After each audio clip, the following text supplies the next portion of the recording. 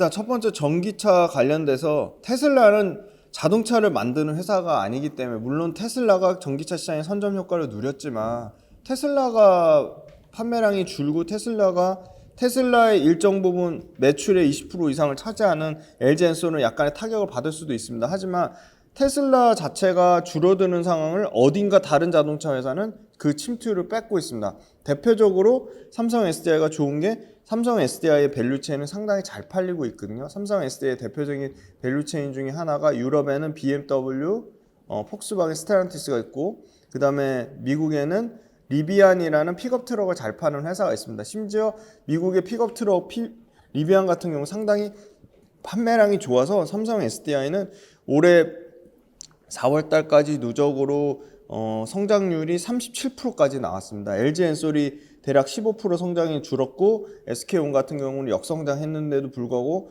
삼성 SDI가 성장했다는 거는 테슬라가 빠지는 부분을 누군가는 그 부분을 벌크업을 하고 있다는 거죠. 그래서 테슬라가 전기차 중에 경쟁력을 잃어간다는 건 다른 완성차 업체들의 전기차 경쟁력이 계속 올라간다는 겁니다. 그런 측면으로 봤을 땐 전혀 그거는 부정적인 요인이 아니라고 보고 있고요. 그 다음에 두 번째는 요거 표 띄워주실 건데 배터리 같은 경우가 기존에 7.5%에서 당장 25%까지 3배 이상 인상한다고 했고 배터리 중에 비전기차 부분 아마 ESS나 전동공구나 파워툴이나 뭐 이바이크 뭐 이런 그 툭툭이라고 하는 이륜, 삼륜 요쪽 비전기차 부분도 25%를 올리겠다고 했고 그 다음에 배터리 부품 나머지 배터리 부품단에서는 똑같이 25% 올린다고 했는데 전기차는 100% 전기차가 가장 비중이 크죠. 그래서 4배 올린다고 했어요. 근데 이거는 당연히 중국을 완전히 원천 배제하겠다는 전략이거든요. 광범위하게 자기네들이 보조금 주고 시장의 질서를 깨트리면서 비시장적인 걸로 완전히 초과 공급을 폭증시키면서 생산적 투자를 위협한 건데 아예 중국으로부터 수입 안 하겠다는 얘기는 어떤 형태든 소위 말하는 꼼수의 형태로 합작법인의 형태로 중국이 미국에 들어와서 일정 부분의 요만큼의 수혜도 못 누리게 하겠다는 거거든요. 그러면 당연히 국내 업체가 최대 반사 수혜를 받는 게 맞고요. 정상적으로 배터리 회사들의 지금 가동률이 LG엔솔 같은 경우가 77.7% 평균 가동률에서 54.7%까지 20년 3분기 이후 처음으로 이렇게 많이 떨어졌고요. 생산 실적이 작년에 10조였는데 지금 1분기 기준 6조 2천억이니까 40% 정도 감소했고요. SK온 같은 경우가 작년에 95.5% 가동률 나왔는데 지금 1분기 69.5%니까 거의 25% 정도 가동률이 떨어졌고요. 삼성 SDI만 천안 공장 그리고 중국 텐진 공장 근데 여기는 중대형 쪽은 또 밝히지 않고 소형 전지 쪽만 밝혀서 평균 가동률이 76%까지 작년이랑 비슷한 정도 수준까지 유지하고 있거든요. 그래서 철저하게 완성차가 어디냐에 따라 좀 다른 것 같고 그 다음에 전기차 업체들이 결국은 전기차 만들어서 손실이 크니까 보조금으로 메꾸는 거고 손실이 커서 연기하는 부분이 있거든요. 심지어 미국 포드가 밝힌 거는 전기차 한 대 만들 때 손실이 1분기 기준으로 10만 달러를 초과해서 생산을 감소시켰다는 거거든요.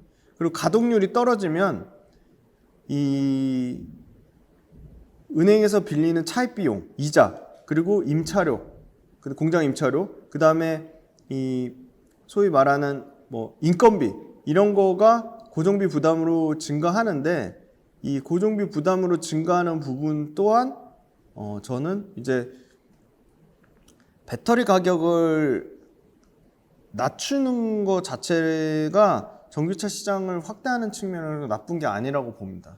그러니까 배터리를 낮추는 과도기에 있는 거지 배터리 가격이 낮아져서 전기차 자체 가격 경쟁력이 생기면 전기차 그중에 인기 있는 모델 예를 들어 재미난 게 지금 기아의 EV6가 페이스 리프트를 했어요. 심지어 요새 정말 많이 쓰는 용어죠. SDV라고 소프트웨어 디파인드 비클이라고 가지고 완전 소프트웨어로 최적화된 움직이는 전기장치 자동차를 소프트웨어 디파인드 완전 소프트웨어 디파인드 첨단 인포테인먼트 사양을 대폭 적용했는데 과거 전 페이스리프트된 모델이랑 가격이 똑같다? 그럼 사실상의 가격을 떨어뜨리는 거죠.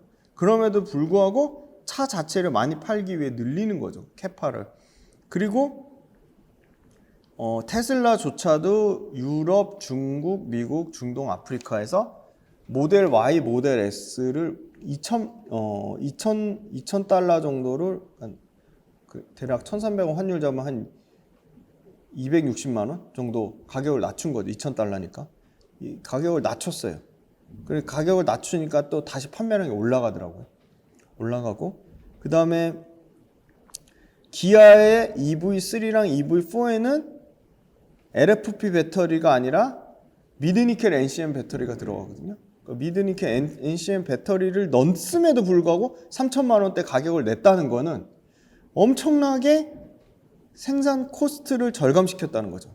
생산 코스트를 절감시켰다는 거고, 지금 46파이 원통용 배터리 LG 엔솔이 가장 먼저 할 건데 46파이 배터리 같은 경우는요, 같은 부피 내에 생산 비용이 15에서 20% 절감된다고 합니다. 그러면 점점 더 경쟁력이 있는, 가격 경쟁력이 있는 배터리를 많이 만들고, 그 가격 경쟁력 배터리를 만드는 배터리사들의 고객사, 완성차가 다변화되면 이 위기를 극복할 수 있다. 후발 업체들이 하는 포지셔닝이 어느 쪽에 포지셔닝 되니 그 포지셔닝의 주체, 그러니까 포지셔닝이 어떤 밸류체인에 어떤 타겟을, 어떤 제조, 그러니까 어떤 소재를 타겟으로 하는지, 어떤 장비를 타겟으로 하는지, 아니면 뭐 그 공정 내 어떤 부분을 담당하는지가 중요할 것 같고요. OCI 같은 경우를 먼저 예를 들어 말씀드리면, OCI는 영국에 있는 실리콘 응급제 넥세온이라는 회사랑 합작이거든요.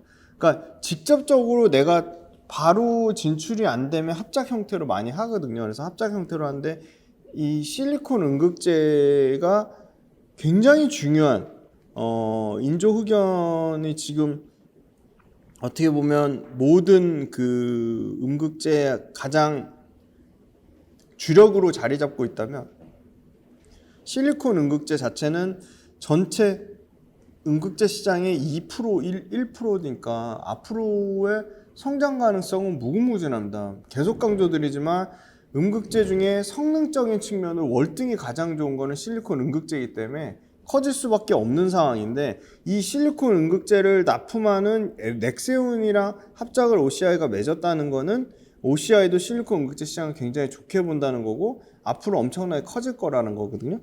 근데 실리콘 음극제의 핵심 원재료가 모노실라인데, 이 모노실라는 OCI가 공급을 합니다. 그래서 모노실란 원자재를 공급하기 때문에 굉장히 OCI는 실리콘 음극제 밸류체인에서 중요한 역할을 할 것으로 보이고요. 대략 25년도부터 내년부터 5년간 약 700억인데 이 모노실란도 진입장벽이 있기 때문에 OCI가 상당히 많은 시장의 포지션을 가져갈 확률이 높고요. 왜냐하면 OCI 공장 자체가 당연히 군산 공장이, 우리나라는 FDA 미국과 협정국이기 때문에 그것도, 이 모노실란도 실리콘 음극제의 밸류체인이 중국산보다는 당연히 국내산이 수혜를 받을 가능성이 높고요. 원래 OCI보다 훨씬 더 먼저 진출하고 많은 역할을 하는 회사가 고려아연입니다. 첫 번째, 고려아연은 기본적으로 LG화학이랑 벌써 2년 전에 한국 전구체 주식회사라고 KPC란 조인트 벤처를 맺었고요. 전구체 주식회사는 연간 생산 능력 2만 톤 규모의 전구체 생산 공정을 완공해서 드디어 올해 24년 연말 안에 전구체를 양산하려고 하고 있는데요. 전구체가 너무 중요한 게, 배터리의 심장이라고 할 수 있는 양극재 70%를 차지하는 게 전구체란 물질이고요. 전구체를 생산하는 회사 자체가 국내에는 압도적으로 1등인 에코프로 머티리얼즈라는 회사가 있고, 포스코 퓨처엠은 자체적으로 전구체를 양산을 하고 있고, 그 다음이 이 LG화학과 고려아연의 합작사 KPC라는 회사예요. 그러니까 엄청나게 전구체 자체도 중요한데 KPC가 대부분의 소위 말하는 밑단의 뭐 코스모 신소재라든지 LNF 이런 회사들은 전구체를 중국에서 수입해 오니까 심지어 전구체 수입의 95%는 중국에서 수입해 오거든요. 근데 IRA나 유럽에서 만든 CRMA 핵심 원자재법 이것도 다 통과하는 국내에서 생산하는 한국 이 전구체 주식회사가 당연히 주목받을 수밖에 없고요.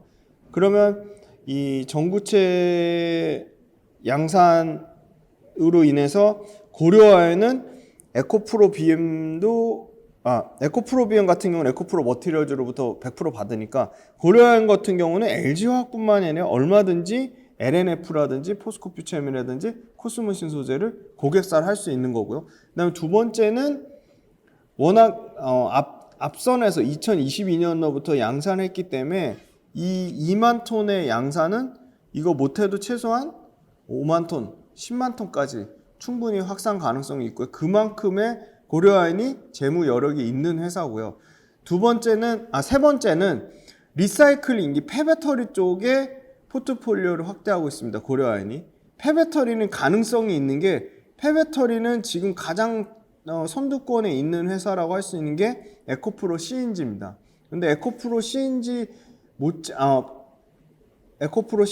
폐배터리 쪽이 가장 선두권에 있다고 할 수 있는 게 에코프로 CNG, 포스코 자회사, 성일하이텍 요 정도인데 이쪽은 아직 굉장히 먼 미래이기 때문에 그러니까 폐배터리 리사이클링이 완전히 활성화되는 시기는 최소 배터리 다 쓴 배터리가 많이 나와야 되잖아요. 그러면 한 7, 8년 이후라고 보고 있거든요. 그럼 2027년, 28년 이후까지 고려아연이 충분히 상위 세계 업체 수준까지 가능성이 있다고 보는 게 워낙 고려아연은 이 원자재 관련돼서 굉장히 기술력 있는 회사거든요. 그래서 고려아연이 이 자원순환 밸류체인을 만드는 회사 캐터맨이라는 회사가 있습니다. 그리고 재작년에 폐기금속 재활용 전문으로 하는 업체 이그니오 홀딩스라는 회사를 인수했거든요. 그래서 이 두 회사랑 같이 그 기술 협력으로 폐배터리 또는 폐가전에서 고철을 수거해서 그 고철을 고순도의 구리나 니켈 그리고 동박 소재로 만드는 작업을 벌써 5년 전부터 하고 있거든요. 그래서 지금 그 구리 먼저 현재 3만 톤에서 15만 톤까지 생산 캐파를 5개 늘려서 그 구리를 어디 쓰냐? 동박 2차전지 소재로 쓰고요. 심지어 동박 자회사를 KGM이라는 회사를 인수했는데 KGM 자체가 연에 13,000톤 정도 동박 양산을 준비하고 있기 때문에 국내 동박 업체를 봤자 SKC, 롯데에너지 머티리얼즈, 그 다음에 솔루스 첨단 소재 요 3개 회사가 있는데 제4의 동박 업체로 이제 고려아연이 급격하게 부상할 가능성이 있고요. 그 다음에 네 번째는 국내에서 이 올인원 니켈 제너서 니켈 소재부터 재련부터 가공부터 제품 출하까지 올인원으로 가능한 거를 연간 42,000톤을 건설하겠다고 했으니까 중국 제외하고는 세계 2위권의 세계 최대 생산량이거든요. 그래서 구리, 니켈 모두 고려아연이 하면 상당히 고려아연도 전체